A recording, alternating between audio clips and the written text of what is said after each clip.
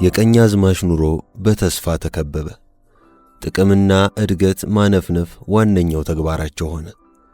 ምክር ቤቱ ውስጥ ተቀምጠው ሳለ ከልዩ ልዩ ባለሙያዎች የሚቀርቡ ጥናቶች፣ ክርክሮችና ተቃውሞዎች ሲነበቡም ሆነ ሲነሱ በሙሉ ልብ አድምጠው አያውቁም።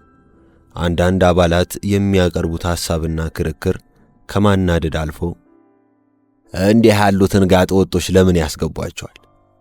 ጭሰኛ ተጎዳ፣ የጭሰኛ ግብር በዛ፣ ሥራ አጥ በረከተ፣ ሴት አዳሪነት ተስፋፋ፣ ሕግና ፍትሕ ተጓደለ፣ የሕዝብ ገንዘብ ባከነ እያሉ መለፍለፍ ምን ይባላል? ንጉሡ ይሄ ሁሉ ጠፋቸውና ነው።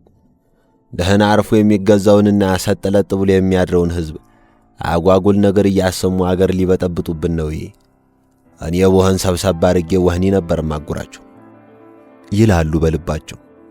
የምክር ቤቱን ጉዳይ ችላ ብለው ወደ ራሳቸው ሐሳብ ሲመለሱ ምንጊዜም ራስን ከማስቀደም አለመቦዘን፣ በማንኛውም ብልሃት እየገፈተሩና እየጎናነጡ ኑሮን ማቃናትና መካብ እንጂ ሰዎች ይቀየሙኛል ወይም አያንቶኒ ያስብለኛል ብሎ መዘናጋት እያደር መሸርሸርና ፍጻሜ ማበላሸት ነው የሚለው የአቶ ወርቅነህ አባባል ቀልባቸውን ከመቀስቀስ አልፎ እንደ በቅሏቸው ይዟቸው ይሰግራል።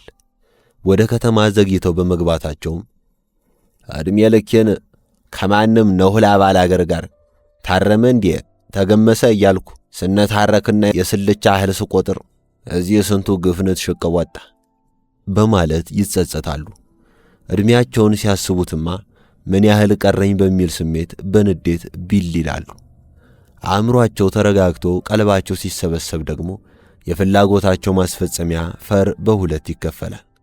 አንዱ ገንዘብና በገንዘብ አማካይነት የሚገኙ ሰዎች በኩል ሲሆን፣ ሌላው ደግሞ በዝምድናና በአገር ልጅነት ድጋፍ ሊካሄዱ የታቀደ ነበር።